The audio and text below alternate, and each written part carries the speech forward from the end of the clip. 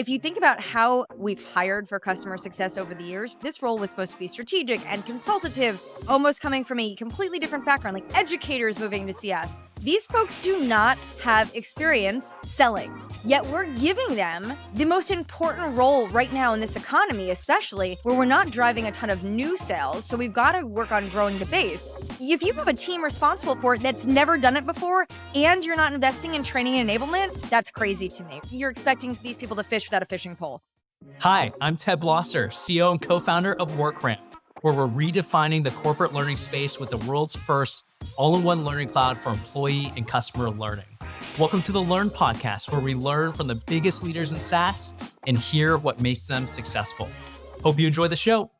Hey, welcome back, everyone, to the Learn Podcast. We have an awesome guest on today, Kristi Faltorusso, the CCO at ClientSuccess. Kristi, thanks for coming on. Oh, Ted, I'm so thrilled to be here. Thank you so much. This is a pleasure. Okay, before we get into the main line of questioning, let's get the elevator pitch on yourself and your career. All right, awesome. For the past 12 years, I've spent my career in customer success and have really focused on building, scaling, and transforming customer success teams, B2B hyper-growth organizations. I've started my career as a CSM and worked my way to a chief customer officer in 10 years, so I'm pretty proud of that trajectory, and have been at 5 different companies where I've really got to help drive retention, growth, and advocacy. Give us a little background on ClientSuccess. So ClientSuccess, where I'm currently at as the chief customer officer, we are a customer success management solution. So we help customer success teams manage from new to renew, that entire post-initial sales lifecycle. So everything from onboarding your customers through that entire lifecycle orchestration through retention and growth. Do you feel like you have an extra spotlight on you because you're the CCO at a CS company? What's that feel like? It is the most meta thing ever. I thought it would be like this exciting, really cool thing. Quite the opposite. There's a spotlight on us because they're thinking that we would be the best, flawless execution at customer success. So when we slip up or we don't do something that they would expect that we would, I feel like we're letting them down in a major way. So I feel like there's a lot of pressure for us to be perfect, which changes the dynamic for me and my team and how we work with our customers. It's actually funny. We at WorkRamp, we sell to a lot of sales enablement professionals, also CS professionals. But every email you write, you're like, okay, how are they going to really think about the quality of this email? So it actually ups your game, but makes you a little self-conscious. Listen, the coolest thing ever is when we have our customers take our decks and take our playbooks and take our resources when we use them on them. They're like, hey, can you send me that? Because that's actually really good and we want to use it. Those are our like epic moments where I'm like, yes, we're doing something right. Okay. That's awesome. Well, let's start with this first question. So, Kristi, you and I met a couple years back when you were at IntelliShift, when you were a customer of WorkRamp. What I always admired about you is how much you cared about training up your people internally. So, what I wanted to start off with is, what is your philosophy around training your teams internally? What have you experienced from CSM all the way up to CCO in 10 years? Employee success equals customer success. And I've never felt stronger about a statement. The reality of it is, if you don't empower and enable your people to do the work you expect and need them to do, they can't be successful at their jobs. And the only way to get them there is by training and coaching them. You're going to hire folks from all different types of organizations. And the cool thing about that is they're coming in with all different experiences, which means they might not have the experiences that you need them to have to execute your strategy and your program. So you have to train them to do that. Just because someone held the same title that you're offering them in your organization doesn't mean the work they did is the same. So for me, we've put a lot of emphasis on making sure that everyone was very clear on expectations, but that we trained and enabled them on how to get there. And it's tools like WorkRamp that obviously help facilitate that in a really great way. Let me dive a little deeper into that answer. You have all different perspectives coming into your teams. Do you have any more specific framework or even creative things you have done to make sure that that training has gone well? So I think what it is really focused on, if we think about how we're measuring the individual programs that we're training our teams on, one is we try not to train on everything all the time. And because I just feel like that's a lot, we're asking people to do a day job, not be a student. So the reality of it is like the ongoing training enablement of your employees, what we've tried to do is just be very specific and have themes of things that we're focusing on. So for example, 1 month, we might be focusing on discovery questions. And like that is all we will focus on in all of the sessions and all of the resources that we're producing for the team is how do we conduct discovery with our customers better? And so if we're training them on it, we're going to be doing things like role play. We might do some training modules. We might be reading books on things. It might be me designing videos for them and then watching these things. So whatever the resources that we're providing, we'll then go. And in that case, if it's discovery, ways that we like to train on this is to actually see, are we doing a better job capturing goals and setting expectations? And all of this we're tracking in our CSP client success. So we've got visibility around it. Now, obviously, all of those things should be leading to better outcomes for the business. So as a lagging indicator, we will start to draw on some correlation of like, did we have a great understanding of their goals because we asked better questions? Now, because we did that, did it over time result in stronger advocates, growth, or retention? So being able to understand what we're training them on and the direct correlation to our business and our operating models. I'm going to ask you almost a hot take question because you give a lot of advice to SaaS professionals in the CS world. If you had to choose which one is the most important or where you're seeing the most efficiencies, I'll give you the categories. One is essentially being a better CSM. The next one is upselling, cross-selling, growing accounts. Last one is understanding the product details more so you can actually service your clients better. How would you stack rank those or even your top one? I think it's a highly debated topic. Yeah, I'm going to have to stack rank the commercial motions as number one. And the reason why is because there's been a hot debate like, should customer success own the commercial responsibilities? So we're talking renewals, upsells, cross sells, expansions. And I always say it depends. So we shouldn't have a black or white answer to that because there's a lot of things to debate there. But given that we are giving customer success teams commercial responsibilities, if you think about how we've hired for customer success over the years, this role was supposed to be strategic and consultative, almost coming from a completely different background, like educators moving to CS. These folks do not have experience selling, yet we're giving them the most important role right now in this economy, especially where we're not driving a ton of new sales. So we've got to work on growing the base. If you have a team responsible for it that's never done it before and you're not investing in training and enablement, that's crazy to me. You're expecting these people to fish without a fishing pole. So for me, I would say like that is probably the area that everyone needs to focus on the most. And the consultative part of it, I'd say probably second. Product I'm going to put as third.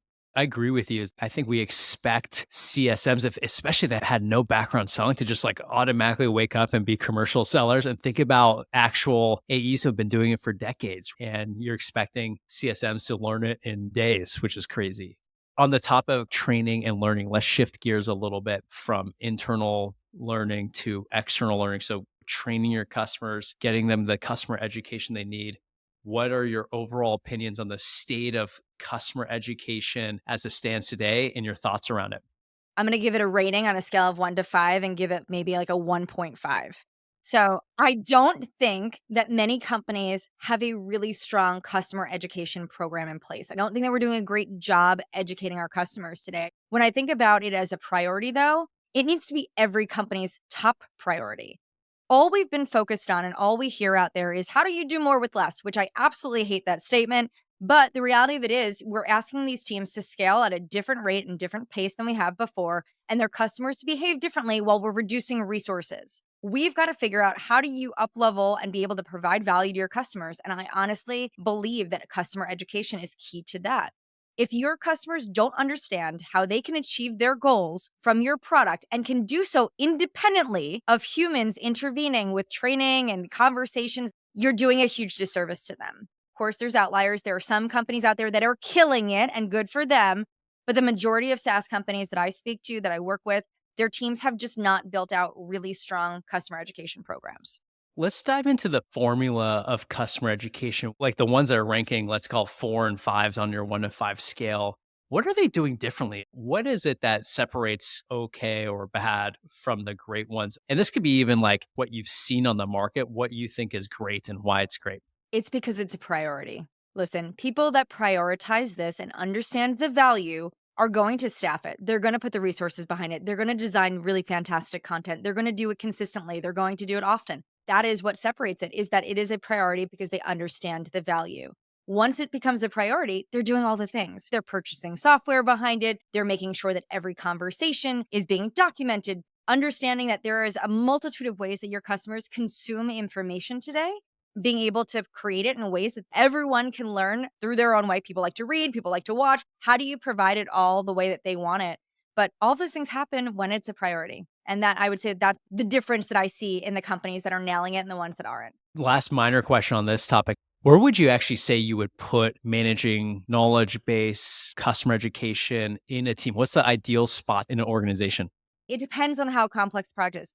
Now, ideally, I would love to have it sit in the customer success org because I feel like we're learning what our customers need because we're working so closely with them. We can then inherently take that information about what our customers need, pass it over to that group very seamlessly, and actually start to produce that information, get feedback easier. So, like, we're able to just do that cohesively under one group and one umbrella. So, that would be my ideal placement for it, would live under customer success. But I could see and justify a ton of other places in the business where that would make sense. What's up, everybody? We're on the episode now with Kristi from ClientSuccess. She's talking a lot about how internal training and enablement is key for your teams. If you're looking for a solution to train your team members, you got to check out workramp.com. At WorkRamp, we build what we call the Learning Cloud, which is the all-in-one platform for training your employees, but also your customers and partners. Visit us to learn more. Now back to the episode. Okay, so we talked about internal learning, then we talked about customer education, which is heavy on the onboarding process of clients. Let's move into the messy middle with clients. So the time between buying and renewing when they might not love you as much. I ran across one of these posts that you put up recently. You talked about the concept of QBRs and your thoughts on them. Give us this story. Love to dive into it. So this was actually like one of my most recent favorite experiences. I had the privilege of joining a VC firm's summit for their portfolio, and I had a room of all founders and executives, and I basically posed a question. I said, how many of you attend the EBRs or QBRs of the vendors that you work with? Please raise your hand. And sitting in that room, Ted, not one hand went up. And I sat there and I said, how dare we ask our customers to do things we wouldn't even do ourselves? It goes to show that this mechanism that we thought was the most powerful and the thing that we almost are conditioned to do as customer success professionals is do these EBRs and QBRs. The motion is dead. It doesn't provide the same value that it once did. And so my whole philosophy on this is that you need to rethink it. There's not one way to do this. The objective is more important than the mechanism. And to me, the meeting is the way we achieve the objective. But the objective is different, and there's plenty of ways to go get there. Yeah, it's funny. I'm just picturing myself as a founder in that room. I would probably be embarrassed to raise my hand in front of the investors. Well, I did say, well, listen, I'm sure all of your investors that are sitting around this room also are probably happy that you're not spending countless hours attending EBRs and QBRs with your vendors because your time should be spent elsewhere. But let me ask you this. So if it's not the QBR, what are you seeing as other ways to drive value within this messy middle? Do you have any best practices on that? yeah, so listen, I'm not saying that the EBR or the QBR or whatever, that it can't work. What I am saying, though, is that you need to meet your customers where they are. The objective of all this is how do we articulate the value that our customers have seen through the partnership? We want to be able to socialize how much value they're getting, how much value they can get, and be able to make sure that the value that we see as potential is aligned with their priorities and their goal. That to me has always been the objective. So how we do that is where I say this is where it's debatable. I don't need a 90-minute orchestrated meeting that's pulling on 10 people. So what I've decided to do is actually figure out what are the ways that we can achieve that objective that meet the needs of our customers. So instead of just assuming that a meeting is the best way to do that, when we onboard our customers, we ask. And I say, part of what we will want to do throughout the partnership is socialize the progress we're making in achieving your goals, also driving alignment on what the future could look like. Here are a few ways that we can do that. If you're working with a POC who's not an executive, how are ways that we can train and enable them on what they're doing, but then also what the possibilities are for the future? And this is where, again, coming into education, I think is huge, because if we're thinking about all the things our products can do and all the things that our customers aren't doing with our products, being able to educate them on those possibilities and how it correlates back to their goals, their challenges, that's where the real value lies. When you coach your CSMs, do you push on things like executive relevance more, product usage more? What is the thing you like to push on for your team? Goal definement and achievement. At the end of the day, if your customers are getting value because we are helping them achieve their goals, that is the only metric. The other things are false indicators because I've seen customers use a product every single day until they offboarded your product because they were now onboarded to another solution. So you cannot convince me that product usage and adoption is the only signal you can use to say, my customers are doing great. They're happy. They're healthy.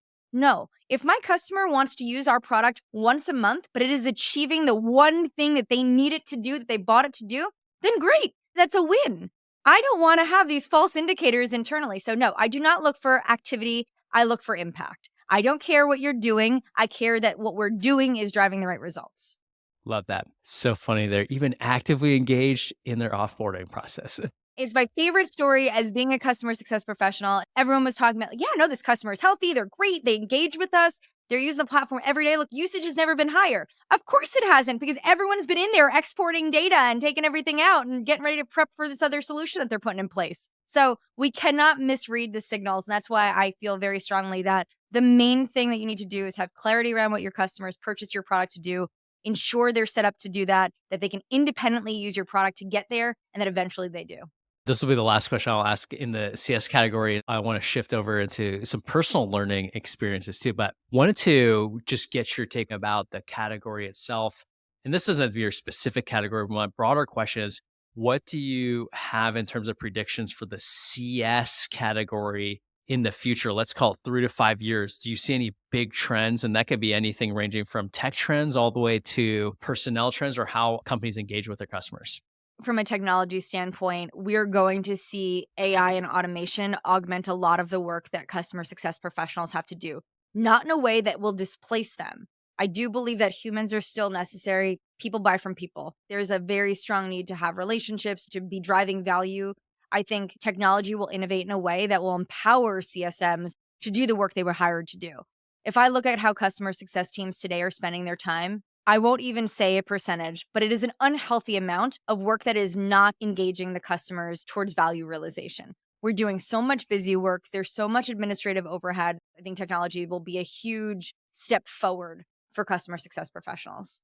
Do you think we're probably spending on average 50% of our time probably wasted on tasks that can be automated out? I would say it's under 50, but like over 30, and depending on the CS team. But it's just too much time. And we're not taking into account internal meetings and all these other things. So if I just think about 100% of a CSM's time in a week, it's still too much, right? Because you hired them to engage your customers and to drive value with them. If that's not where they're spending the bulk of their time, that's a misstep. I'm so excited about that too, because I think a lot of rules of thumb out there depends on your business, but roughly 2 million of ARR per CSM. But if you think about this future that you're describing, it's like, hey, you can imagine, let's say if that is 50% time, you can get even more capacity, 3 million per head, and you can continue to see us being even more efficient, but providing a great level of service. I love that. One thing I've really admired is you spend a lot of time personally learning and achieving things. Give us your philosophy on personal learning, personal improvement, so that other people can hear about, hey, there's other ways to learn than just sitting in front of your computer taking an online course. I think personal growth is something we all have to commit to, and it needs to be part of our everyday. I always try to say, like, am I 1% better? Am I a little bit better today than I was yesterday? Did I learn something new? Am I more efficient? Am I more proficient?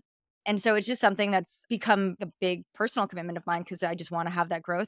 I spend a lot of my time trying to have the right relationships with folks. I find that a lot of my growth comes from learning from people, and not just other customer success professionals, learning from other professionals, period.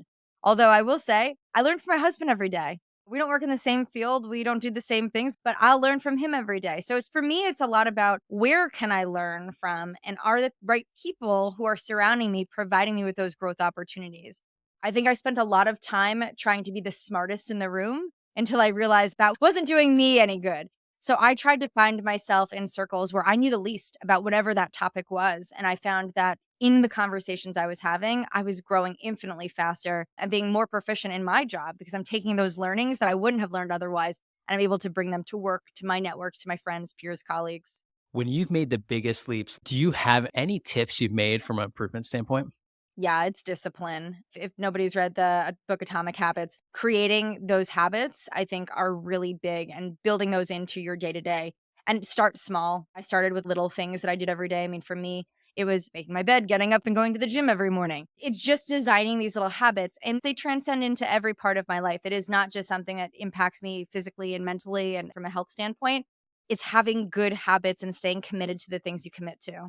That's dedication. Well, we'll head into our close here. This is called the Learn Lightning Round. What I'll do is just ask you a few questions, give us a 1 or 2 line answers for each. So the first question I'll ask you is, what's the podcast, book, or blog that's top of mind for you right now? I think I'm just gonna have to go back to Atomic Habits, and only because we were just talking about it and how it's really helped me reshape my behaviors every day. And I think I've been recommending that book like 15 times. I gotta actually go read it. All right, next one. If you could learn from one person, alive or dead, who would you want to learn from?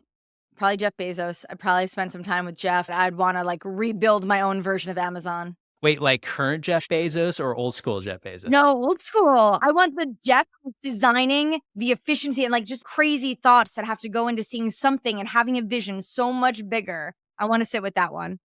All right, last question I'll ask you. 1 to 2 initiatives you want to nail this year. I think the big one that is probably most focused on is probably onboarding for my team, for my customers. We have redesigned it a few times. I am really, really focused on just getting this right. So we just keep dialing it in and dialing it in and trying to make it better. So I want to see by the end of this year, like we have fully optimized onboarding to a point where it becomes a machine for my team. Love this. Sounds like Brian Chesky at Airbnb. He's always talking about the 11-star experience, but he keeps honing his experience in to make it the best experience possible. Well, Kristi, it's been great having you on here today. Thanks for joining us. This is such a cool session. Thank you so much, Heather. This was so much fun. It was great to connect with you again.